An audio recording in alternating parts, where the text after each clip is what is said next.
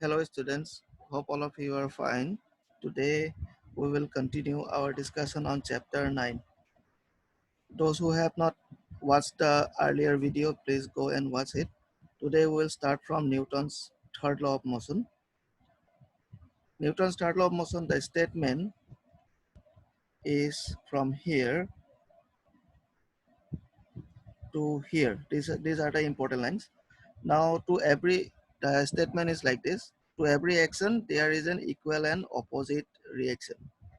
However, this action and reaction, they always act on two different objects. This line you have to write in your copy and then by heart this. See, take an example to understand the statement. See, when a gun is fired, say this is the gun, when it is fired, the bullet will go in forward direction, and the bullet, due to this, if you consider this as an action, the gun is going to go in backward direction. That is reaction. You can read the line here. When a gun is fired, it exerts a forward force on the bullet. That means the gun exerts this force on the bullet, and the bullet exerts an equal and opposite reaction force on the gun. Because of this, the gun will recoil. Okay. So this action and reaction forces are equal in magnitude. That means their value is same. Say, for example, this is say 100 Newton. This reaction force will also be 100 Newton. But they act on two different objects. The reaction is on the gun and the action is on the bullet like this, but their value is same. They act on two different objects. Okay, but the next question is like, if the force is same, whether acceleration will also be same or not, because already we have learned from Newton's second law is that whenever there is a force, there is a acceleration, and it is related like this. So even though force is same on the two object, that is bullet and the gun, their acceleration will be different. For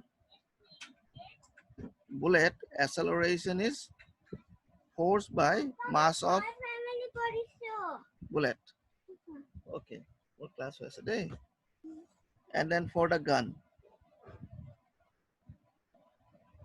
for the gun, acceleration will be force, the same force, but mass of the gun like this. So acceleration value will not be same, but the force will be same. Okay, the force, one force is called action, the other force is called reaction. They occur at the same time simultaneously. That means we should not think that after applying application only, after applying the action, the reaction force will come. It is not like that. Once you apply the action force, immediately you get the reaction force. They are simultaneous. That means they occur at the same time. Let us take another example. The example given in the book, here you see, this is a person who is, the person is jumping from the boat to the shore. So when he does so, he is actually pushing this boat backside. So this is action on boat. The action is on the boat, and as a result, the person is getting a reaction. Reaction is on the person, because of which the person moves in the forward direction. Once again, you can see that action and reaction are on two different objects. Here it is on the boat, here it is on the person, reaction is on the person, and uh, they occur at the same time, and their value is same. If the action is say 200 Newton, reaction will also be 200 Newton. That is what the Newton third law means. Okay. So now this brings us to this problem, conservation, to the next topic, which is conservation of momentum. So momentum, you must remember, momentum was defined as product of mass and velocity. This one we have done in previous class. P is the symbol for momentum, M is mass, V is velocity. Conservation of momentum means that suppose you have two objects. two objects. They must have velocity to have momentum.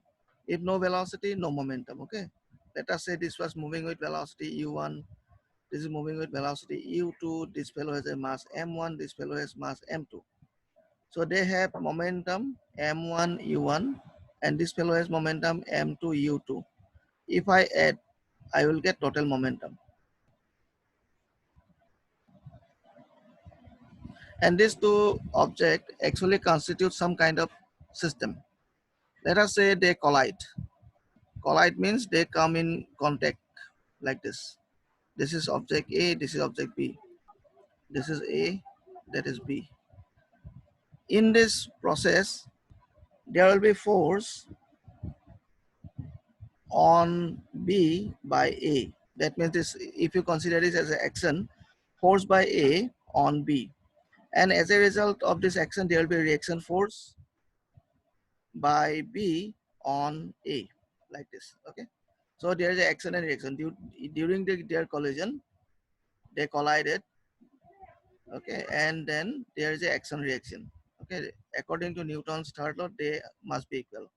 After collision, they get separated and then they started moving. Okay, after collision, suppose this A started moving with velocity v1, the other one B started moving with velocity v2. So total momentum will be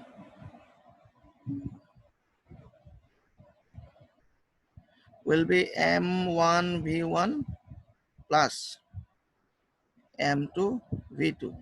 This is total momentum after collision, and this is total momentum before collision. Okay, do you remember how we calculate force? We calculate force by taking the rate of change of momentum. So rate of change of momentum we can find like this.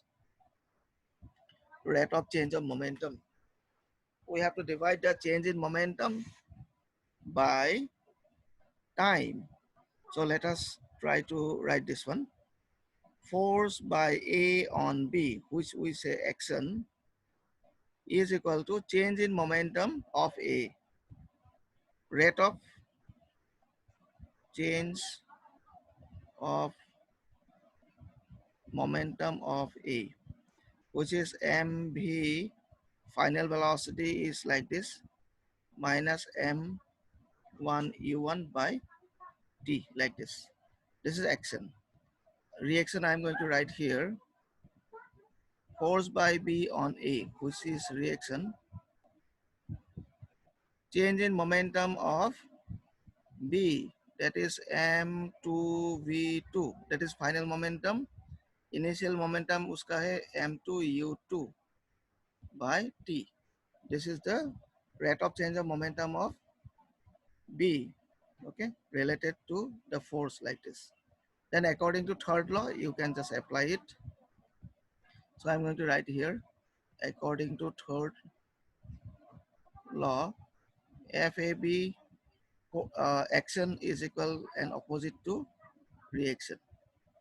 Then you can put what is FAB, m1 v1 m1 u1 divided by t is equal to minus of m2 v2 m2 u2 by t, like this. You can cancel this t, and then you will get m1 v1 m1 u1.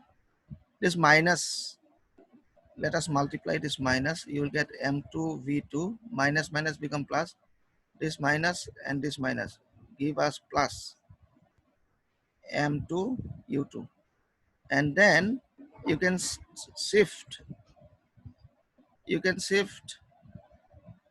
let us shift this one here, and let us shift this one this side.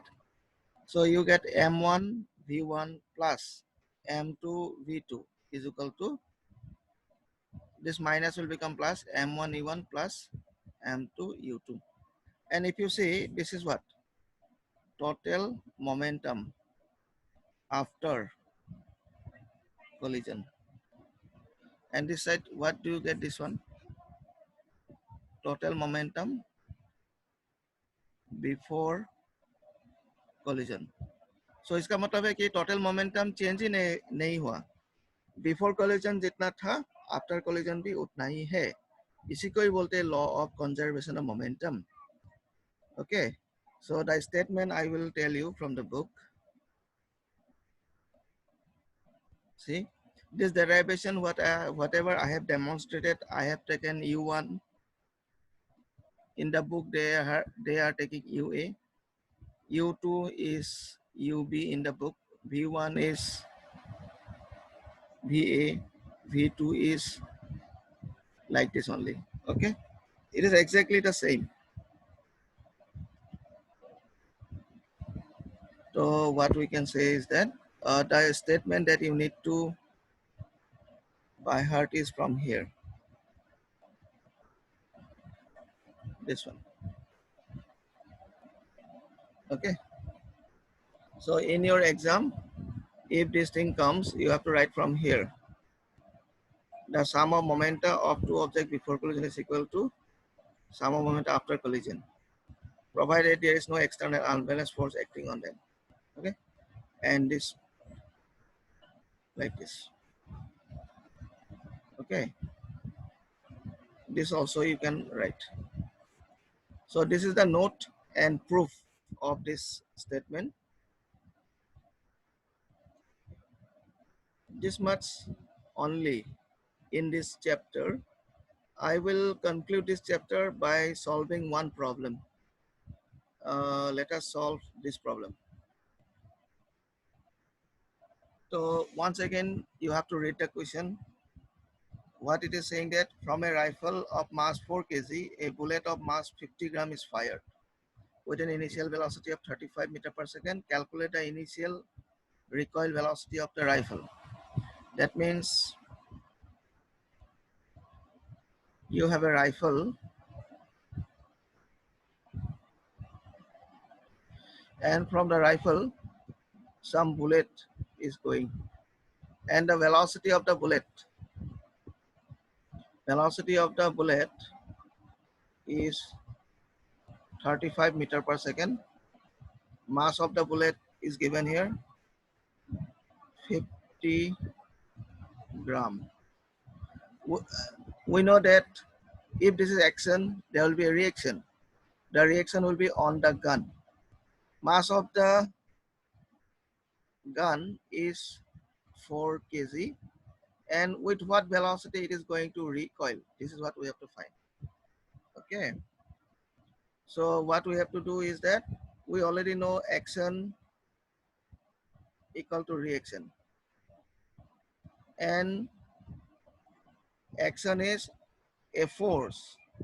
Action is given by the bullet. So what will happen is that action will be mv mu by t, and reaction will be mass of the rifle final velocity minus mass of the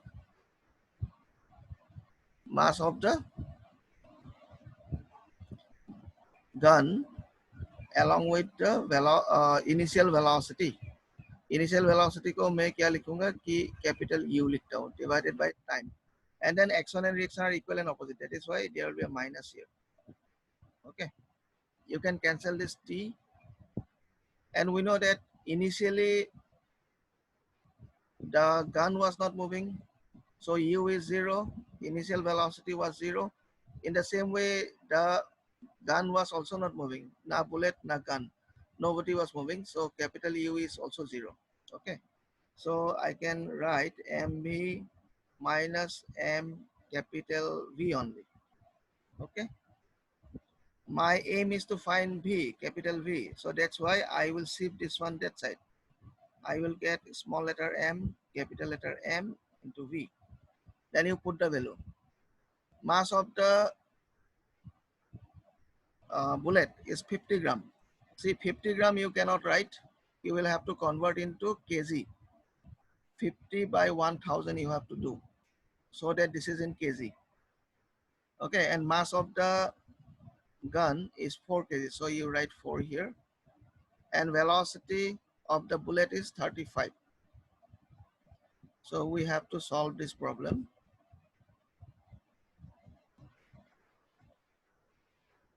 So we can cancel this 0. And then you do this calculation.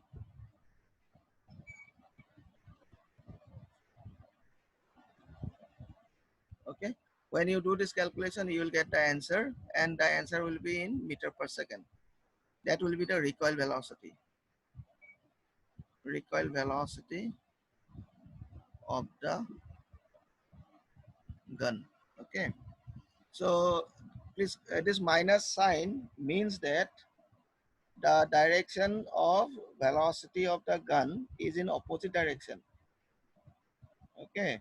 And 175 by 400 is equal to 0.43. This value is 0.4375. Okay. So this is, with this velocity, the gun will recoil with this velocity. So once again, a quick revision. The bullet, when the bullet goes in forward direction, there is a push on the gun in the backward direction. So if that is action, this is the reaction. We want to find what is the uh, recoil velocity. So here I have used the Newton's third law. T is the time for which this action reaction pair takes place. Okay. Okay, student. This is pretty much in this chapter. Once again, question answer you will get from the app. Okay. Thank you.